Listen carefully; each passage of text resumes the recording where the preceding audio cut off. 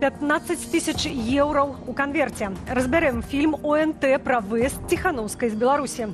Урок 2020-го. Лукашенко абмяркоўвае фінансаванне КДБ. Конец войне. Дональд Трамп сустрэнецца з Владимиром Путиным найбліжэйшымі днямі. Вітаю, шановное спадарства. Гэта Аб'ектыў, Анастасія Русецкая. Запрашаю на выданне і прашу паставіць лайк под трансляцыяй, дбаючы пра бяспеку.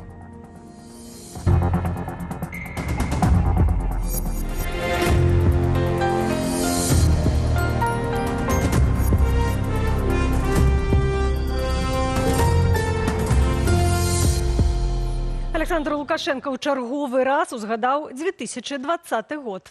Ён склікаў нараду, прысвечаную дзейнасці КДБ. Абмяркоўвалі, як умацаваць сілавы апарат, каб, як кажа Лукашенко, не дапусціць памылак мінулага. Гучалі ў Палацы незалежнасці і заявы пра агрэсіўны настрой Польшчы ды краінаў Балтыі. Андрей Сульжыц. Александр Лукашенко сабраў нараду, прысвечаную дзейнасці Камітэту дзяржаўнай бяспекі. Адной з галоўных тэмаў стала магчымае ўдасканаленне працы гэтай структуры з увагі на вайскова-палітычнае становішча вакол краіны. Настораживает, что очень жутко, агрессивно в отношении Беларуси настроены наши соседи. Польша и страны Балтии.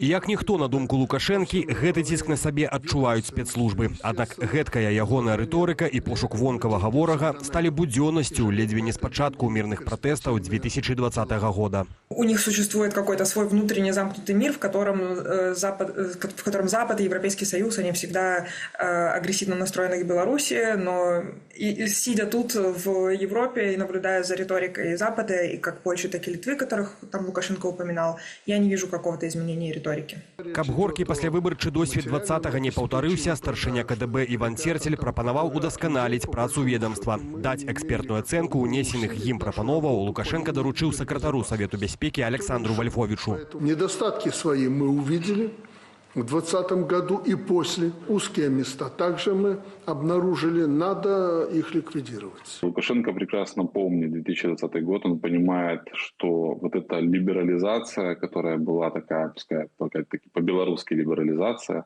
минимальная, где-то минимальное откручивание гаек, упущение по некоторым направлениям с их точки зрения, привело к 2020 году. Асаблівую увагу на сустрэчы надалі лічбавым пагрозам. Галоўнае пытанне – пабудова эффективной системы киберабороны. Очень много программистов и хороших специалистов, они перешли на сторону демократических сил, и очень классные операции ведут там и киберпартизаны, и другие структуры. И поэтому я думаю, что это вот такое столкновение. Они готовятся к какому-то столкновению и готовят себе подушку безопасности, чтобы никаких сливов, никаких провокаций, как они это называют, не произошло. Нягледзячы на эканамічную сітуацыю, страту рынкаў экспарту, Лукашенко запэўніў, што не збіраецца скарачаць фінансаванне КДБ. Больш за тое, паабяцаў павышаную аплату за пэўныя вынікі працы. Они будут получать нормальные деньги, что за то, что они вытворяют, за те нарушения Конституции, белорусских законов, они будут получать деньги, которые, скажем так, затмят все вот эти минимальные, по их мнению, какие-то такие моменты. При гэтым Лукашенко папярэдзіў, што ў краіне трэба захаваць разумную колькасць спецслужбаў. Маўляў, беларусы рвуцца ў сілавыя ведомствы з заводаў, але забіраць іх адтуль нельга. Андрей Сульжыц, Белсат. Праваабаронцы распавялі падрабязнасці візітаў сілавікоў да сваякоў удзельнікаў сёлетніх акцыяў на Дзень волі, што праводзіліся ў замежжы. Паводле выдання «Медіазона» падчас ператрусаў сілавікі паводзіліся спакойна і ў кватэры не ўломліваліся. Як удакладнілі нашаму тэлеканалу, у праваабарончым цэнтры «Вясна» сілавікі прыходзілі на адрасы прапіскі людзей. У выпадку, калі у чалавека няма маёмасці, да сваякоў і распытвалі пра блізкіх, што з'ехалі. Як паведаміла «Медіазона», іх цікавіла, дзе чалавек працуе, колькі зарабляе ці дапамагае фінансова. Некаторыя з родных праходзяць сведкамі ў крымінальнай справе і далі падпіску аб нераскрыцці. Напярэдадні аб'яднаны пераходны кабінет заявіў, што намераны перадаць інфармацыю пра пераслед беларусаў у замежжы для разгляду міжнародным крымінальным судом у Гаазе. Прапагандысты і сілавікі рыхтуюцца да пяцігоддзя выбараў 2020 года. Дзяржаўны тэлеканал ОНТ абяцаў сенсацыю. Аднак замест анансаваных новых фактаў пра дзейнасць апазіцыі ў 20-м выдалі ў эфір чарговы фільм пра старое. Як Латушка быццам хацеў спаліць аб'яднаны штаб і як Ціханаўская ўдома на кухні прымала лукашэнкаўскія грошы на пераезд у Літву, працягне Юлія Цяльпук. Конец ліпеня 2020 году. 3 прадстаўніцы аб'яднанага штабу збіраюць беларусаў на мітынгах у розных частках Беларусі. Спецслужбы здымаюць на акцыях і па-за акцыямі. У чарговым фільме пра дрэнную апазіцыю прапаганда паказвае быццам патаемную сустрэчу. Напрыканцы ліпеня пад Менскам Паўла Латушкі з кіраўніком службы бяспекі аб'яднанага штабу Александром Гусаком. Апошні дае інтэрв'ю. На этой встрече он практически предложил поджечь штаб. Он говорил о том, что было бы хорошо, если бы были жертвы среди руководителей, что вызвало бы реакцию у населения. Гусак кажа, што Латушка хацеў радыкалізаваць пратэсты. Пра правакацыю з падпалам сваіх Лукашенко казаў яшчэ ў кастрычніку 20-го, але за раскрутку гэтага тэзіса прапагандысты ўзяліся толькі цяпер. Дыктатар, ён просто вар'ят. І бачна з гэтага матэрыялу. Пытанне адно. Скажыце, калі я такое планаваў яшчэ напярэдадні 9 жніўня, і пра гэта ведалі генерал Вакульчык, генерал Казакевіч, генерал Карпянкоў, чаму да гэтага часу не ўзбуджана крымінальная справа? Прайшло 5 гадоў. Супраць мяне і групы асобаў, якая планавала гэта нібы зрабіць. Выклалі таксама аўдыа, быццам Гусак запісаў на дыктафон прапанову Паўла Латушкі выкрасці некага з лідараў апазіцыі. Чтобы людей поднять, надо показать, что Лукашенко полностью вода. Нават скрозь моцны шум на гукавай сцежцы чуваць, што гэта не голас кіраўніка народнага антыкрызіснага ўпраўлення. У ролі ратавальніка штабу апазіцыі ў антэшным фільме зняўся колішні кіраўнік Губазік Мікалай Карпянкоў, пад кіраўніцтвам якога ў 2020 годзе сілавікі жорстка разганялі пратэсты і чынілі гвалт у ізалятарах. Тагачасны старшыня КДБ Валерый Вакульчык, праз якога ў выбарчым годзе затрымлівалі ключавых апанентаў Александра Лукашэнкі, і сам дыктатар, які быццам аддаў загад пільнаваць будынак аб'яднанага штабу. Валерий Павлович, немедленно снимай Альфу. Гэтаксама гераічна паводле сцэнара Дзяржтэбэ 10 жніўня Лукашенко і ягоныя сілавікі нібыта дапамагалі Святлане Ціханаўскай уз'яднацца з дзецьмі ў Літве. В принципе, повод прибытия в ЦИК и была ее вот эта вот просьба обращения за помощью. У той жа вечар кіраўнік лукашэнкаўскага аператыўна-аналітычнага цэнтру Андрэй Паўлючэнка прыехаў да ціханаўскіх дамоў. З капертаю, у якой, як сцвярджаецца, ляжалі 15 000 еўра і са схаванай камерай. Вот деньги, которые вы просили. У інтэрв'ю «Зеркалу» Святлана расказала, што пакунак падпісаны Медведю ОЭ. Яна распакавала толькі ўчора пасля прагляду гэтага фільму. Сёння дадала. Я никогда не просила никаких денег, я не просила меня никуда вывозить. И я думаю, что, опять же, зная, что он снимает скрытой камерой, он это, наверное, осознанно проговорил. Палітолог Валерый Карбалевич у гэтым фільме не пабачыў новых фактаў, адно некалькі новых дэталяў і тэхнічных падрабязнасцяў. Дзяржаўныя медыа займаюцца ўжо 5 гадоў, да не 5 гадоў, а 31 год. Таму гэта ўсё ў логіцы рэжыма, прапаганда, дыскрэдытацыя, дэманізацыя лідараў апазіцыі. Гэта ўжо не першы фільм, у якім спецслужбы ў кааперацыі з дзяржсмі намагаюцца падарваць давер да лідараў апазіцыі, а таксама беларускіх ваяроў ды актывістаў і удзельнікаў пратэстаў. Юлія Цяльпук, Белсат.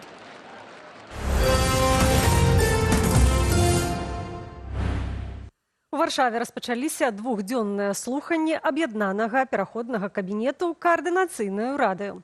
Інакш кажучы, протаўрад робіць справаздачу протапарламенту.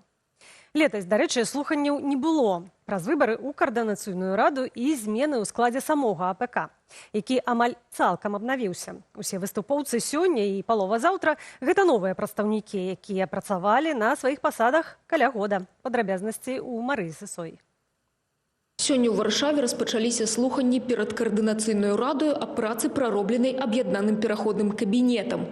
Выступы адказных за кірункі дзейнасці раздзялілі на 2 дні. У першы вынікі падводзяць у справах нацыянальнага адраджэння, абароны і міжнароднай ды еўрапейскай супрацы. У фокусе прадстаўніцтва ў справе нацыянальнага адраджэння культурная дыпламатыя і пошук фінансавання для беларускіх арганізацыяў.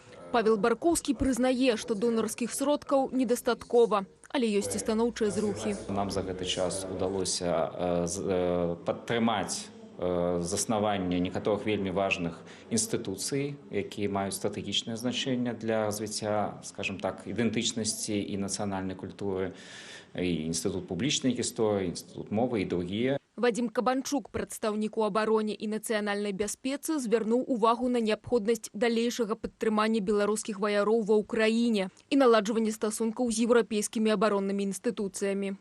Атрымалась, дзякуючы працы в аб'яднаным пераходным кабінеце на гэтай пасадзе, паўдзельнічаць в шэрагу бяспекавых форумаў, дзе адбылись карысныя, скажем так, знаёмствы, якія вылілись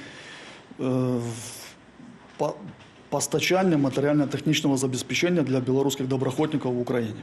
На тое, што дагэтуль з украінскім бокам не наладжаныя стасункі, звярнуў увагу падчас свайго выступу Владзімір Астапенка, адказны за міжнародную супрацу. А вось на еўрапейскім кірунку ён адзначыў прагрэс. Дамагліся таго, каб псевдовыборы 25 года не былі прызнаны абсалютнай большасцю дэмакратычных краін.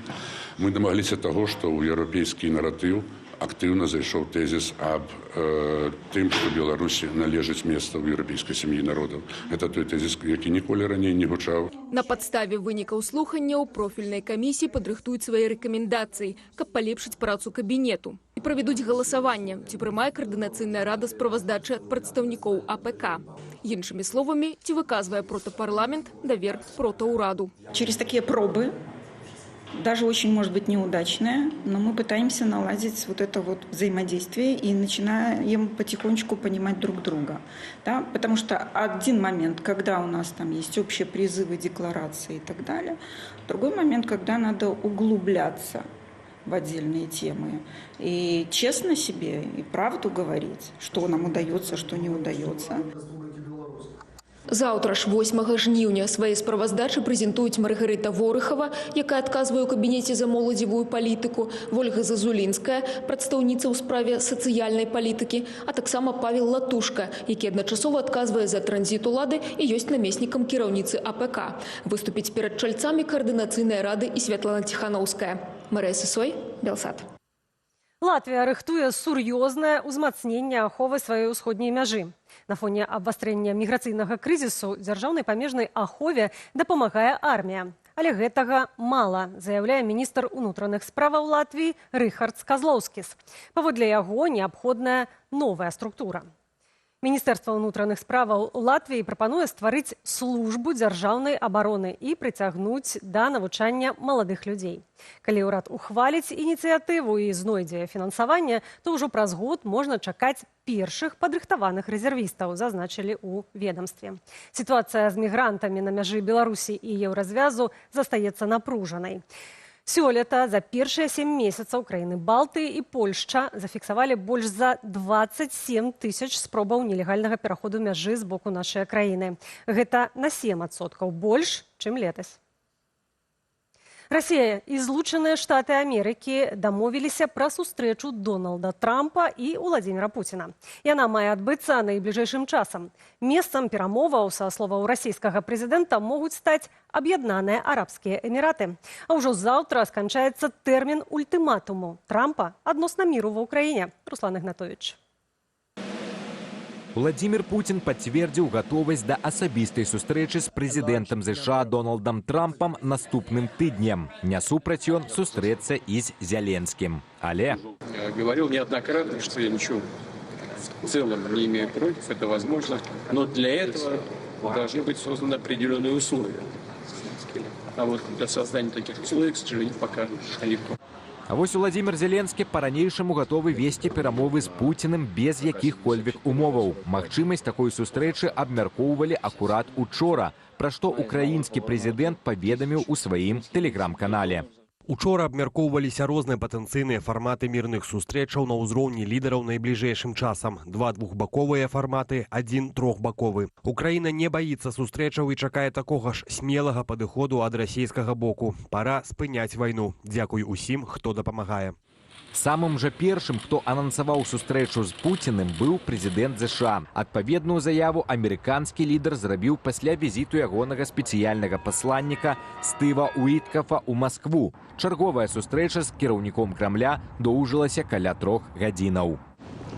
І нягледзячы на тое, што расійскі і амерыканскі бакі нібыта ўжо вядуць рыхтаванне да сустрэчы лідараў, ва ўкраіне не хаваюць засцярогаў, што рыторыка пра гатовасць да перамоваў – спроба адтэрмінаваць ультыматум Трампа Крамлю. Россия пытается сейчас маневрировать, чтобы сказать, да, мы готовы к переговорам, все прекрасно, и тем самым как бы в очередной раз стимулировать Трампа на то, что ну, вот Россия пошла на уступки, давайте подождем.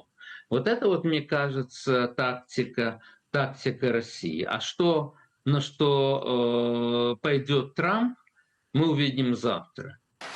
Заўтра, 8 жніўня, сканчаецца тэрмін, які Трамп адвёў Пуціну для спынення агню ва ўкраіне. Калі ж гэтага не адбудзецца, Вашынгтон абяцае ўвесці новыя эканамічныя санкцыі ў дачыненні Расіі і яе гандлёвых партнёраў. Руслан Ігнатовіч, Белсат. Як ставяцца ўкраінцы да магчымых перамоваў і ці чакаюць трохбаковай сустрэчы Трампа, Пуціна і Зяленскага? Пра гэта мае калегі з праграмы «Вот так» запыталі жыхароў Кіева. Цяпер Трамп максімальна абяцае гэта вярнуцца да таго, што было пры рэжыме Байдена. То бок ён настолькі нізкую планку паставіў, што цяпер для людзей тое, што ён кажа, будуць санкцыі, гэта ўспрымаецца як «вау». Але насамрэч ён проста вяртаецца да таго, што было. І менавіта таму, мне здаецца, ёсць вялікія сумневы, што гэта будзе адразу вынікова. Але гэта будуць першыя крокі патэнцыйна. Я думаю, што ў Расіі зноў будуць да нас патрабаванні, як заўсёды. То бок яны проста так вайну не будуць завяршаць, нават калі санкцыі на іх накладуць, як казаў Трамп. Я думаю, усё так лёгка не скончыцца. Не будзе так, што вось сустрэліся і заўтра ўжо няма вайны і ўсё так добра. То бок мы жывём у рэаліях. Хоць усім хацелася б міру і спакою, але трэба глядзець на гэта без ружовых акуляраў. Путін з яго маніяй величі і Путін з яго маніяй велічы і абсалютнай усёдазволенасцю будзе лічыць, што ён зможа паўплываць на Трампа такім чынам, што Расія дасягне ўсіх сваіх мэтаў. У той жа час Трамп як чалавек імпульсіўны і здольны на зусім непрадказальныя крокі. Ён можа зарэагаваць на пазіцыю Пуціна такім чынам, што прыме пастанову, якая задавальняе Украіну і ўвесь іншы цывілізаваны свет.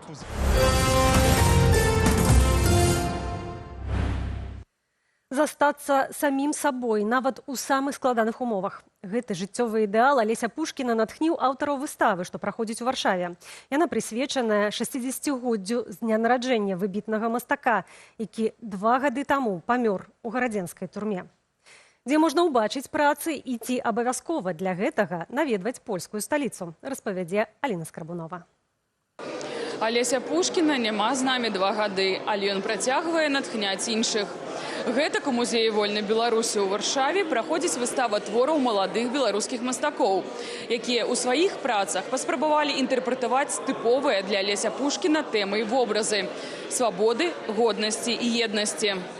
Экспазіцыю выставы «Застацца» склалі працы 14 беларускіх сучасных творцаў з 5 краінаў свету. І гэта не толькі карціны ці скульптуры, але і інсталяцыі. Мы абралі канцэпцыю ідэнтычнасці, пошуку сябе, пошуку сваёй свабоды, правялі open-call, адабралі працы, якія зараз вось можна забачыць у экспазіцыі. Але і партрэты Пушкіна тут таксама ёсць.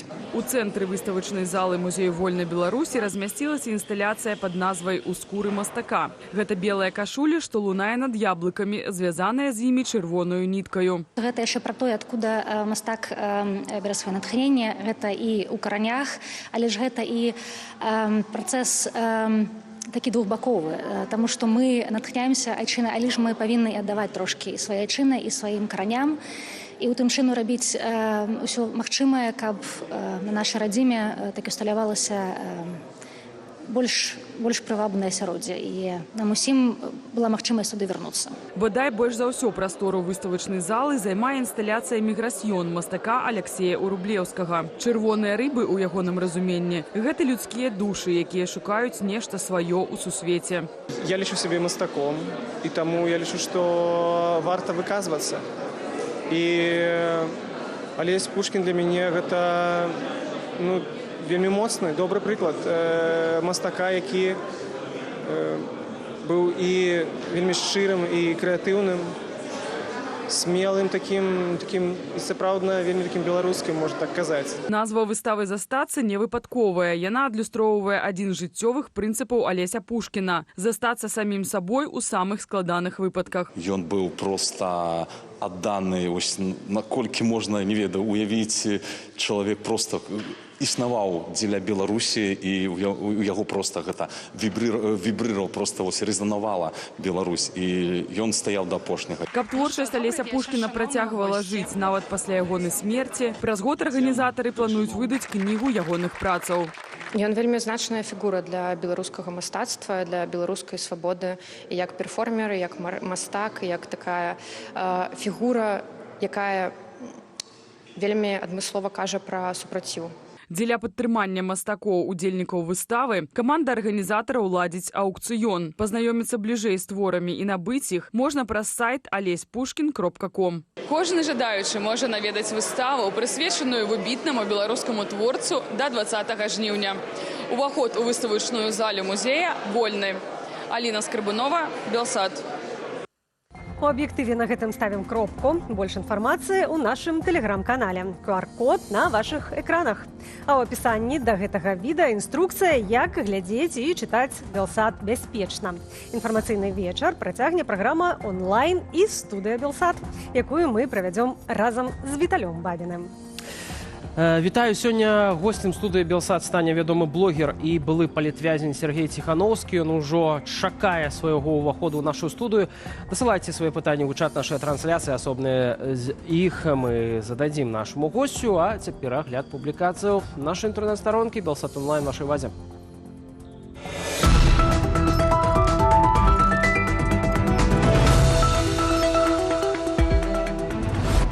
Беларусь працягвае страчваць валюту. Паводле Белстату сёлета за першае паўгоддзе адмоўная сальда замежнага гандлю таварамі дасягнула ўжо 3 мільярдаў 200 мільёнаў долараў. Это амаль на 600 мільёнаў больш, чымся месяц таму. Несуцяшальную статыстыку прааналізаваў Сцяпан Кубік.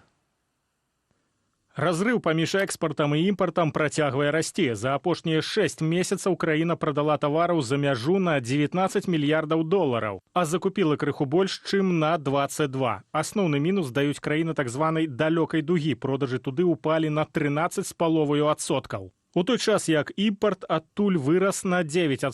Вынікі супрацы з Расіяй і СНД застаюцца дадатнымі. Аднак рост экспарту ў параўнанні з мінулым годам склаў усяго 0,5%. Такі дысбаланс пагражае дэвальвацыяй беларускага рубля. Попыт на валюту расце, а крыніцы яе папаўнення абмежаваныя.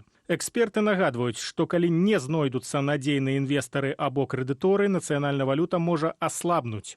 Больш на старонцы belsat.eu. У Беларусі завяршылася ўступная кампанія. Міністэрства адукацыі, дзяржаўныя СМІ аптымістычна справаздачыліся. Высокія прахадныя балы, вялікі конкурс, медалісты і алімпіяднікі. Наш сайт прааналізаваў, што стаіць за прыгожымі лічбамі. Паводле акадэмічнага дырэктара Інстытуту развіцця і сацыяльнага рынку для Беларусі і ўсходняй Еўропы Андрэя Лаўрухіна, у гэтых рэйтынгах адчуваецца нежаданне паказаць праўдзівую сітуацыю. Безумоўна, такі аптымістычна заздраўны тон, які гучыць, што ўсе паказчыкі перавыконваюцца, што поспехі вялікія, гэта, канешне, такая спроба адсправаздачыцца перад вышэйстаячым начальствам. Бо калі мы бачым такі наўмысна напружаны, дэманстратыўны аптымізм, за ім, вядома, стаіць зусім іншая рэчаіснасць. І гэта сведчыць таксама пра той жах, які мае кожны з гэтых рэктараў. Усе яны наперабой адсправаздачваюцца, як добра ў іх усё атрымліваецца. Сёлета ў найбольшым попыце сярод абітурыентаў тэхнічныя і эканамічныя спецыяльнасці. Напрыклад, сусветная эканоміка і міжнароднае права патрабавалі амаль максімальна магчымыя прахадныя балы. Яшчэ адзін выразны тренд: выпускнікі ўсё часцей выбіраюць платную адукацыю, каб не мець адпрацоўкі пасля бюджэтнага навучання. Вынікі ўступнай кампаніі ў матэрыяле на нашым сайце belsat.eu. А ў Коордынацыйнай радзе чарговы канфлікт. Фракцыя «Моладзевы наступ» публічна заявіла пра ціск падчас рыхтавання слуханняў пра дзейнасць Міжнароднага гуманітарнага фонду. У абвінавачаннях фігуруюць імёны некалькіх дэлегатаў, у тым ліку кіраўніцы Міжнароднай камісіі Коордынацыйнай рады Александры Мамаевай, якая ў каментары Белсату адказала на такія захады. Ідэя была ў тым, каб адкрыта высветліць, як працуе фонд, ці былі парушэнні і як у будучыні палепшыць яго дзейнасць. Падставою для разбору сталася выключэнне з фонду арганізацыі Buy Help і прыпыненне супрацы байсолам на час унутранага расследавання ў справе Стрыжака. Аднак пасля адпраўкі лістоў партнёрам з запрашэннем да ўдзелу ў слуханнях паводле моладзевага наступу пачаўся ціск з боку іншых сябраў КР. Мамаева сцвярджае, што дзеяла выключна ў межах сваіх паўнамоцтваў. Ніякага ціску з майго боку не было. Да мяне, як да старшыні Міжнароднай камісіі Коордынацыйнай рады, звярнуліся, каб я высветліла, якім краінам даслалі запрашэнні, а якім не. І паспрыяла таму, каб яны былі дасланыя ўсім краінам. Таму я папрасіла сакратарыят даць мне гэты спіс краінаў, якім даслалі. І сам ліст, каб разумець, што ў ім. Але мне ў гэтым адмовілі. Цяпер, са словаў Александры Мамаевай, сітуацыя стабілізаваная. Будзе сфармаваны новы ліст і разасланы ўсім донарам. Што думае Сергей Ціхановскі пра фільм УНТ, дзе прапагандысты паказалі перадачу грошай ягонай жонцы ў жніўні 2020 года? Запытаемся ў блогера і палітыка ўжо праз імгненне ў студыі Белсат. Запрашаем.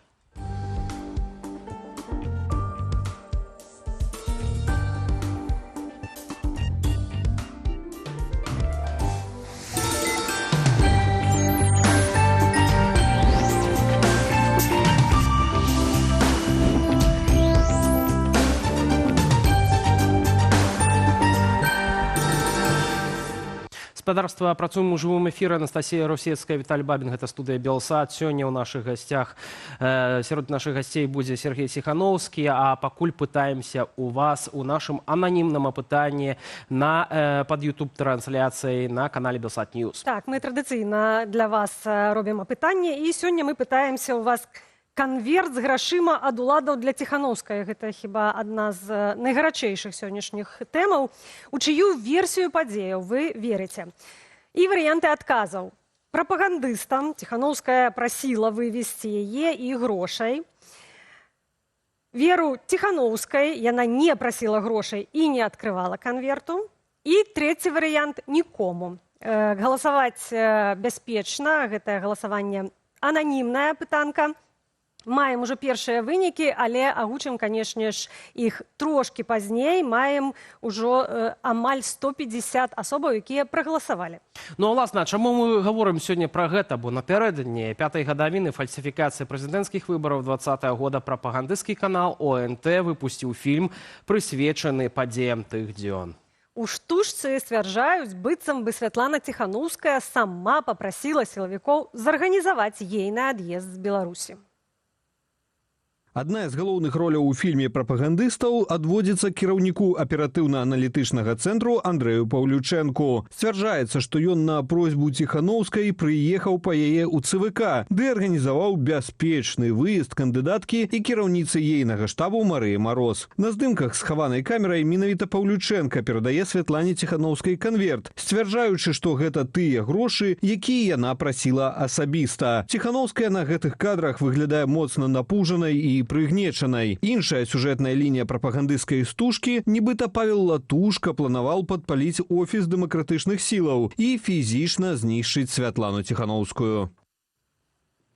Як і абяцалі, палітык-блогер, былы палітвязень Сергей Ціхановскі нашай студыі. Вітаем, дзякуй, што знайшлі час і прыйшлі да нас, Сергей. Добрый вечер. Напэўна, бачылі хаця б урыўкі з гэтага фільму, ці ёсць што сказаць вось па фактах, якія агучылі прапагандысты. Меня удивляет, что до сих пор какое-то внимание к этому вопросу. Вроде бы информация старая, 5 лет они ждали, потом решили опять ее снова повторить. Мне в СИЗО КГБ в 2020 году Лукашенко вот так сидел рядом, как вы, напротив меня, и говорил, какая Света хорошая, какая она молодец, в отличие от тебя, от Виктора Бабарики. Она, когда уезжала, она говорит, куда я поеду? И, значит, я ей говорю, да я тебе помогу, компенсирую на проживание деньги. И вот он мне сказал, что дал ей 15 тысяч долларов, только он сказал, значит, на то, чтобы она могла год снимать квартиру в Вильнюсе. Вот так он сказал. То есть Светлана, с его слов, не хотела уезжать, а он, ну, потому что ей некуда было. Но она сапраўды не хотела. Да, она сапраўды не хотела. И, ну, как она могла хотеть? Человек пришел в ЦИК подавать жалобу,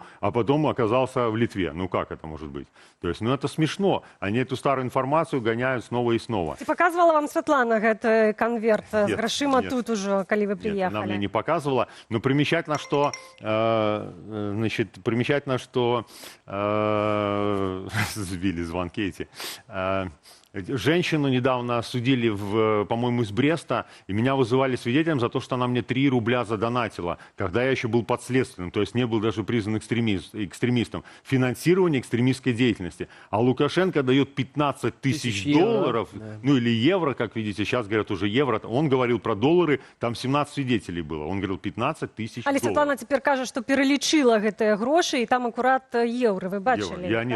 Видите, я думал, там доллары были. Потому что слушайте, сама Светлана Ціхановская кажа, што ёй было вельмі сорамна казаць пра гэтыя грошы, таму яна маўчала гэтыя 5 гадоў. А чаму не адкрыла гэтую каперту раней? Пакуль сказала, можа пазней, распавядзе ваша версія, чаму? Тут пытанне такое, што калі напярэдадні яна была ў гасцях у Мікіты Мелказёрава, ён задаваў ёй гэтае пытанне, яна сказала, што не час яна пакуль расказваць пра гэта не будзе, а анонс тэлеканал ОНТ даў загадзя. То бок цягам дня ці не варта было б наперадзе апярэдзіць іх і ўсё ж такі распавесці.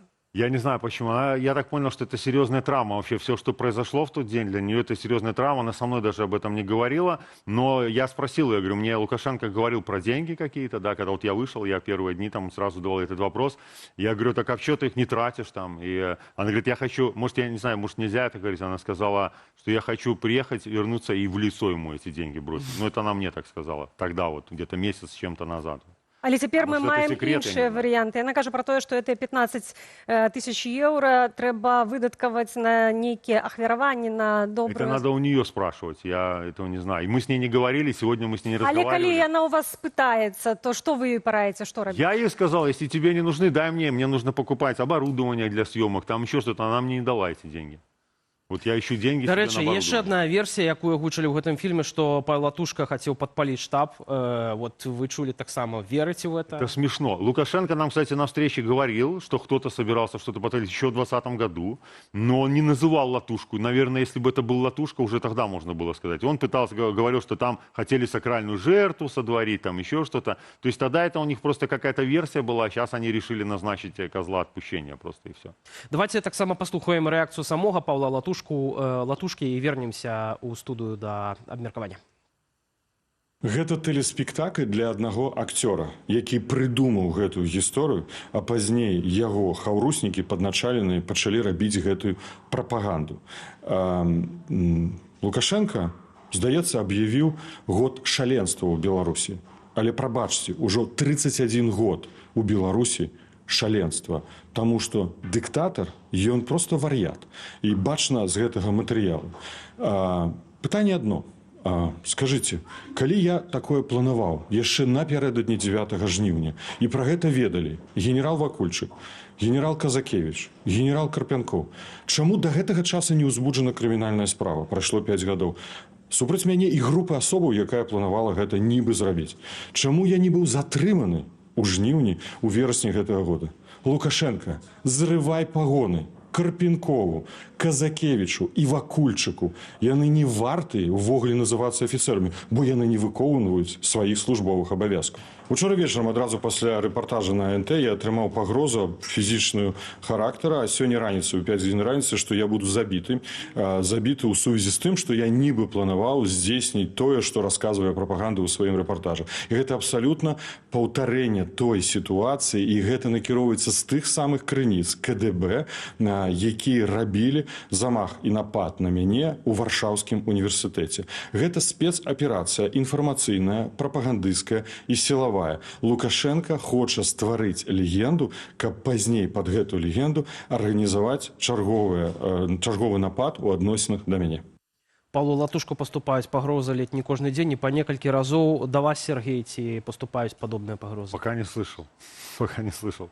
Ну, наверное, я же еще не начал ничего делать, да. И когда я начну что-то делать, я думаю, что и мой адрес тоже. Але наўпроставыя закиды на адрес Лукашэнкі, у тым ліку пасля вашага вызвалення з вашага боку ўжо былі, калі вы сказалі, што цягам 3 тыдняў зможаце нанесці удар по лукашызму, нават пасадзіць на кол.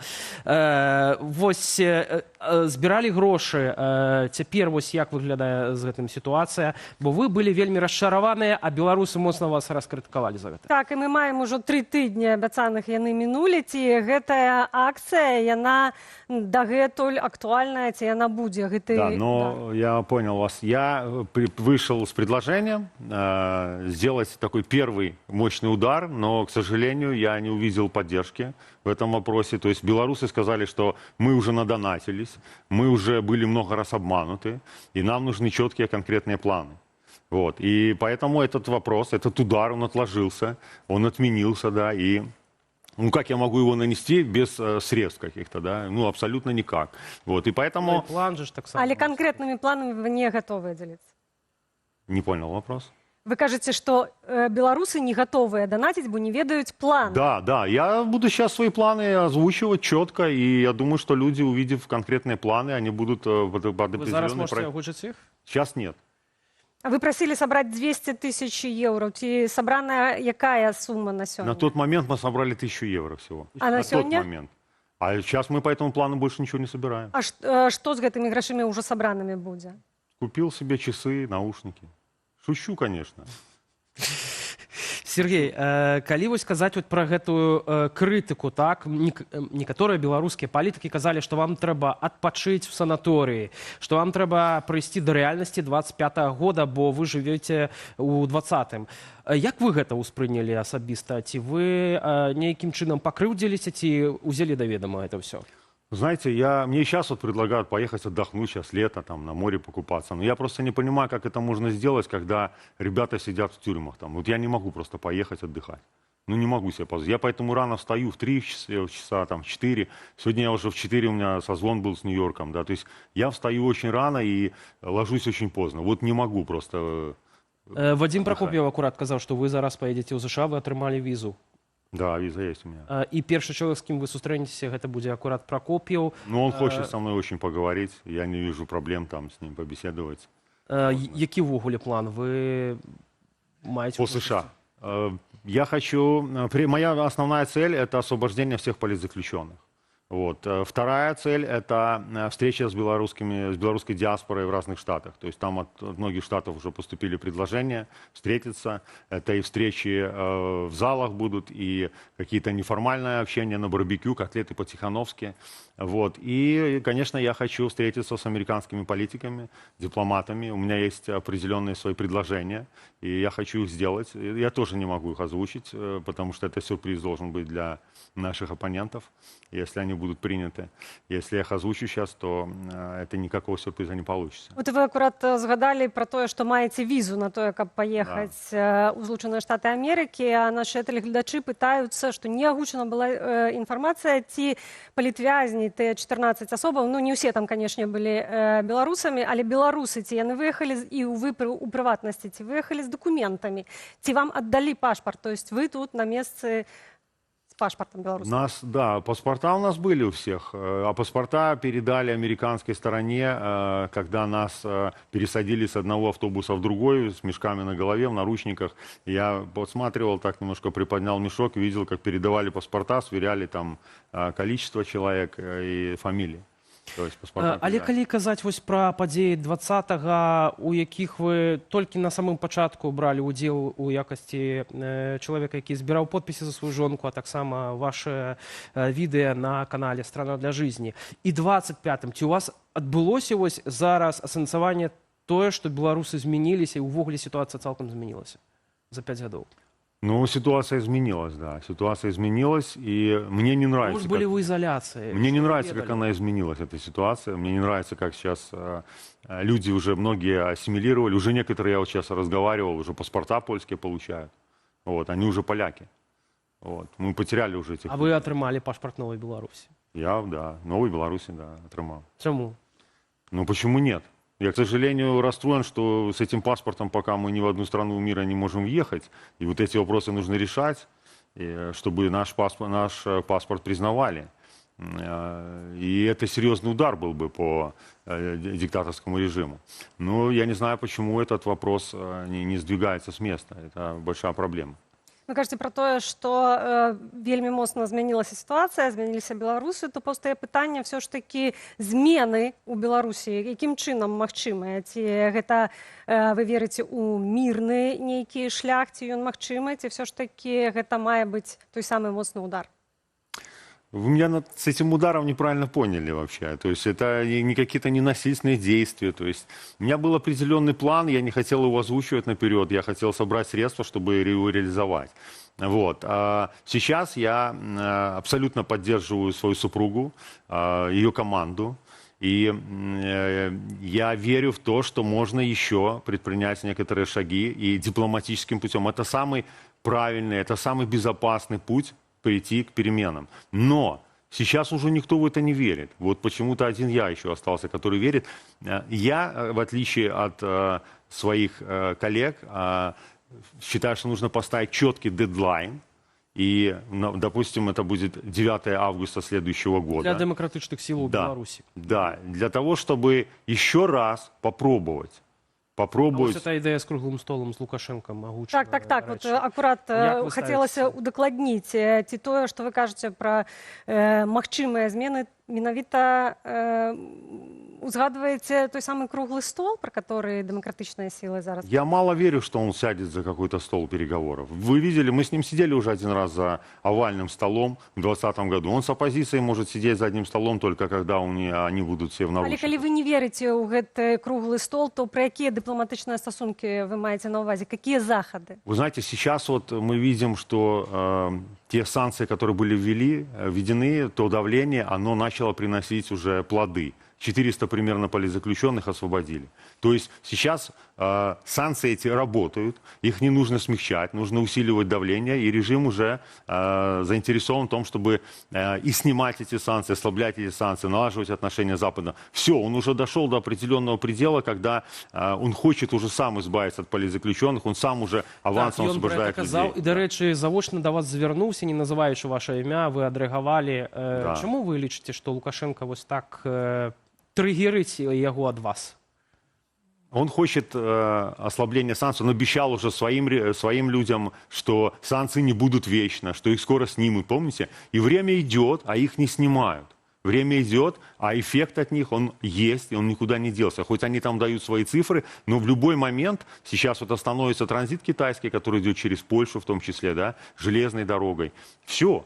Ему уже Си Цзиньпин сказал, то есть надо что-то решать. Он поэтому и выпускает. Это уже с прошлого года. Вы обратите внимание, когда президент Дуда ездил к Си Цзиньпину, почему он ездил? И потом начали отпускать политзаключенных. Здесь работа не только администрации американской, да, это работа европейских тоже политиков, дипломатов. А вам не падаецца, што сітуацыя абмежавання еўрапейцаў краінаў захаду ад Беларусі, вот праз санкцыйны ціск і так далей, не замыкаюць беларусаў унутры краіны, яны адварочваюцца ад Еўропы, і адпаведна тут немагчыма чакаць, што будуць нейкія змены ці ўздым беларусаў, і адпаведна той самы настрой, про который вы кажете.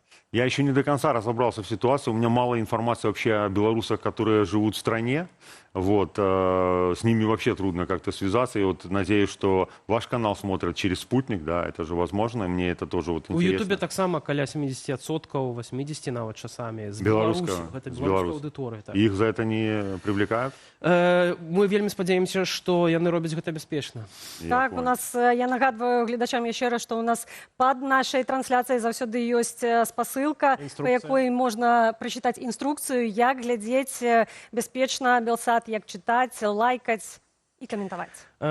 Сергей, все-таки давайте вернемся яшчэ крышачку 20-й год, вось у гэтую изоляцию. Як вы даведаваліся пра падзеі 9-16 жніўня, што вы чулі?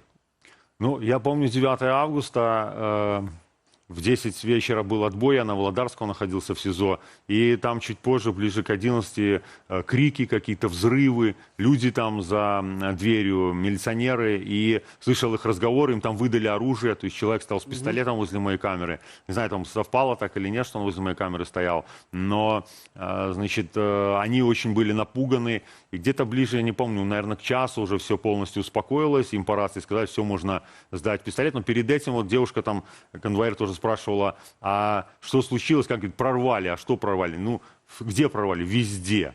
И я думал, все, сейчас ворвутся нас освобождать уже, если честно. И вот с этим настроением, с этим ожиданием вот я 5 лет и прождал. А вось тады, калі Светлану Тихановскую вывозили ў Літву, ці казали вам, что ваша жонка здрадница, что вот она здрадила народу, что она сбегла с Беларуси? Ничего. Нет, мне об этом рассказали адвокаты, когда пришли, они рассказали, что и как произошло, что Светлана пошла подавать жалобу в ЦИК вместе с адвокатом, по-моему, со знаком.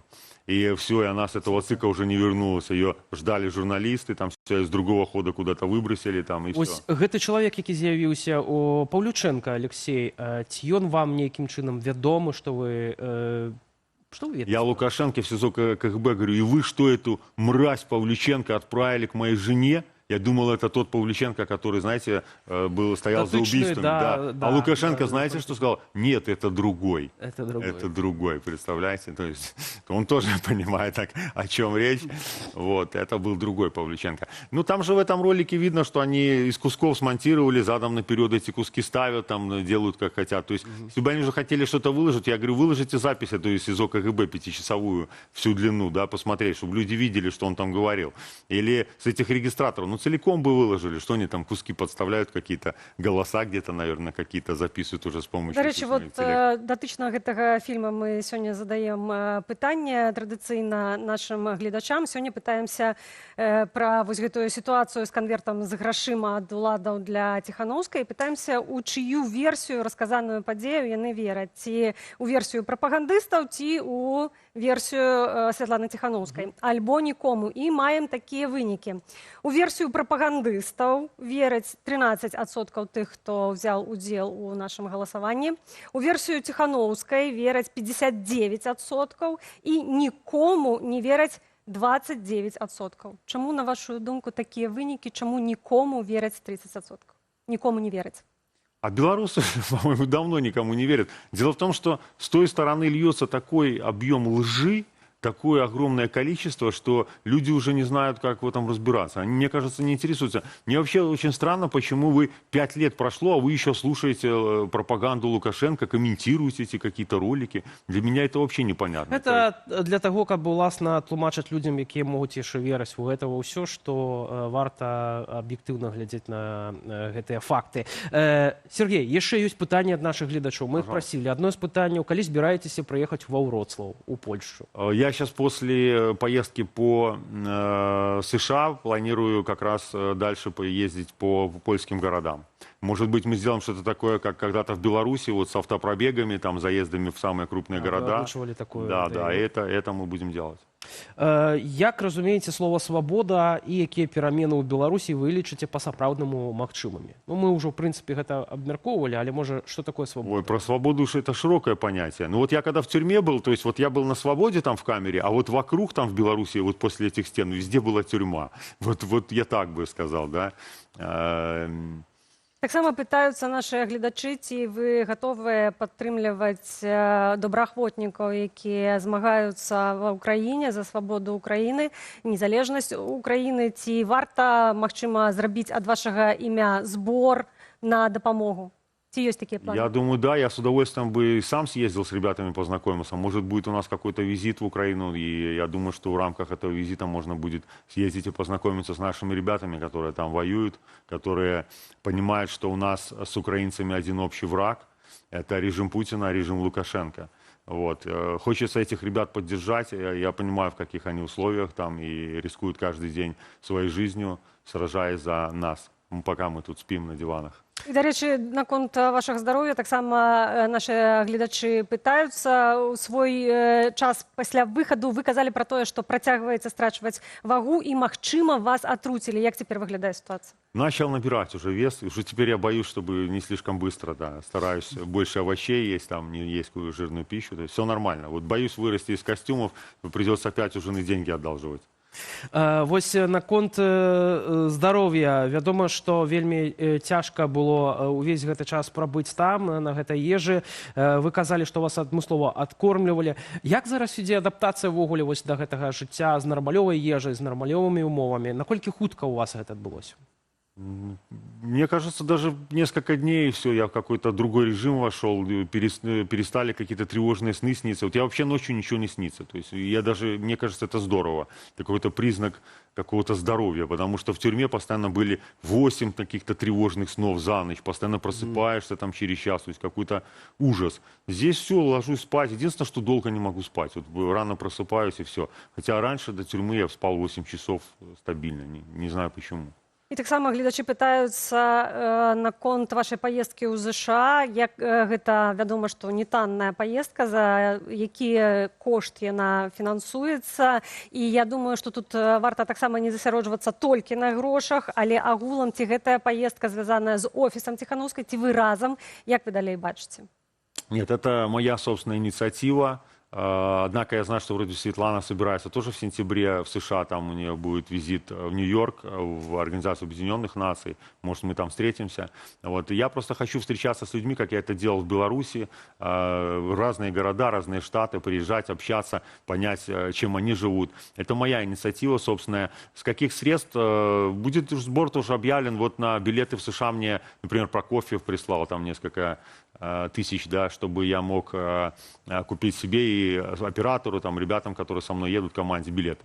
Так что я думаю, что белорусы, которые живут в США, они поучаствуют в этом. Если они хотят встретиться, то я думаю, что мы сможем там найти деньги на перелеты внутри страны там, и на то, чтобы вернуться обратно. Так само праз Google форму вы збіралі каманду, і Да. была інфармацыя пра тое, што каля 500 асобаў хіба запісаліся. Як цяпер выглядае гэтая сітуацыя, і каманда для чаго гэта ствараецца, чым будзе займацца? Люди хотят помогать, люди живут в разных странах. Там около 100 человек из Беларуси тоже обратился. Вот я хочу, используя ваше эфирное время, сказать, что я им никому не отвечал, и потому что мне сказали, это небезопасно, да, они могут попасть в тюрьму. И то некоторых там на КГБ и ГУБОПе какие-то подставные сайты, какие-то боты там посоздавало, и людям дают какие-то задания, они что-то делают. То есть не у меня в моих формах, не у меня на канале, а там где-то какие-то другие они площадки посоздавали, и кто-то там подал свои данные. То есть это все ложь. Нигде, кроме YouTube-канала «Страна для жизни», мы ничего не собирали. Там была ссылка единственная действующая на Google форме. Сейчас там уже сбор закрыт, то есть мы в команду уже никого не приглашаем, работаем с теми, кто есть, пытаемся со всеми связаться. Вот, люди многие хотят помогать, кто-то там в съемках, кто-то там приглашает в гости, там свою страну хочет показать и так далее, и так далее. Кто-то хочет в соцсетях помогать там с активностью, вот, кто-то там обеспечить там, значит, встречи с диаспорами и так далее. Можем толькі вам пазычыць, пажадаць поспеху. Дзякуй вялікі за гэтую размову. Сергей Ціханаўскі, былы палітвязень, палітыкі, блогер у нашай студыі. Спасибо. Ну, власна, вяртаемся вось да даты 9-10 жніўня ў Варшаве адбудзецца канферэнцыя «Новая Беларусь», і падзея збірае прадстаўнікоў большыні беларускіх ініцыятываў замежжа ў дзень пачатку канферэнцыі. На 5-ю гадавіну фальсіфікацыя прэзідэнцкіх выбараў у польскай сталіцы запланаваная таксама вулічнае шэсце і мітынг. Пра мэту і важнасць акцыяў беларусаў замежжа Белсат паразмаўляў з чалавекам, адказным у аб'яднаным пераходным кабінеце за нацыянальнае адраджэнне Паўлам Баркоўскім. Перадусім, яны не даюць беларусам забываць, дзеля чаго яны выходзілі калісьці 5 гадоў назад на вуліцы. Гэта акцыі, які маюць глыбока сімвалічнае значэнне, і яны важныя менавіта для самаасэнсавання людзей. Менавіта таму, відаць, з пункту гледжання ідэолагаў рэжыма і спецслужб яны прыкладаюць так шмат высілкаў, каб дыскрэдытаваць гэтыя акцыі, каб запужаць людзей на іх не выходзіць. Бо для іх важна, каб усе маўчалі, каб старонка была так сімвалічна перагорнутая, і беларусы нібыта змірыліся з тым, што фактычна ўладу узурпаваў адзін чалавек, і ніякай дэмакратыі ў Беларусі немагчыма здабыць. Таму вельмі важна, каб беларусы не сидзелі па дамах, каб яны выходзілі і казалі: не, пытанне не зачыненае, і нам гэта все яшчэ вельмі трэба. Канешне, бяспека ўдзельнікаў гэта заўсёды балючае пытанне, і натуральна большасць людзей вымушана адказваць на яе самастойна, то есть наша бяспека гэта ў нашых руках. У гэтым сэнсе арганізатары заўсёды заклікаюць да максімальнай ананімізацыі сябе, ужывання там масак ці нейкіх іншых спосабаў схаваць сваю ідэнтычнасць. Але пры гэтым вельмі важна разумець, што гэта грамадзянскае дзеянне, гэта маленькі подзвіг, які кожны беларус ці беларуска могуць зрабіць для сваёй радзімы. Да, ёсць запалохванне, да, пагражаюць сваякам ці пагражаюць маёмасці людзей. Але пры гэтым ты разумееш, што калі ты не выходзіш, ты фактычна дапамагаеш ім перамагчы грамадства, грамадзянскую супольнасць і паказаць, што ўсе беларусы здаліся, змірыліся і больш ніхто ім не пагражае. На гэтым у нас усё. Запрашаем на агляд нашых сацыяльных сетак. Белсат онлайн, вашай увазе.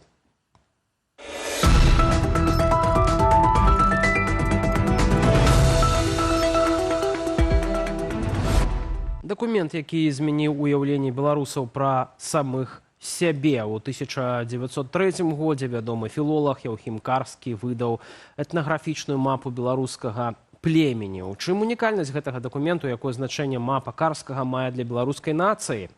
Апавядае пра гэта Цімох Акудовіч у новым выданні праекту «Няпростыя рэчы». Цалкам выданне чакае вас у YouTube-канале «Белсат Гістары», а яго фрагмент у інстаграме Белсату і пряма цяпер у нашым эфіры. Раскрыўшы выяву, беларусы ўпершыню ўбачылі на мапе сябе, убачылі межы Беларусі, убачылі сваю зямлю. І намаляваў гэтыя межы не проста нейкі фантазёр, а прафесар, вядомы навуковец. Карскі як навуковец узяў адзін вымяральны маркер – моўныя асаблівасці, характэрныя менавіта для беларускай мовы. І дзякуючы шматлікім экспедыцыям змог намаляваць межы распаўсюду беларускай мовы, а значыцца і беларускага народа.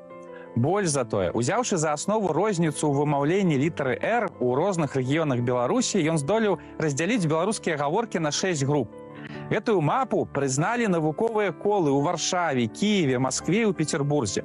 Пры гэтым 1903 год – гэта якраз час, калі ў Петербургскім універсітэце сфармаваўся першы палітычны гурток беларусаў, дзе рэй вялі браты Луцкевіч, Вацлаў Івановскі і Элаіза Пашкевіч. Для іх мапа Карскага сталася нібыта падарункам нябёсаў. Гэта была база, ад якой можна было адштурхоўвацца ў беларускай справе. На доўгім шляху развіцця беларускай нацыі мапа Яўхіма Карскага зрабілася адным з найважнейшых артэфактаў. Народныя традыцыі могуць стаць ідэальным падмуркам для сучаснага мастацтва. Гэтак адбылося, напрыклад, з падляшскім гуртом «Свада» і «Нічас». Музыкі паклалі рытмічны біт на народны спеў «Трава Мурава», ды зрабілі яго сапраўдным хітом.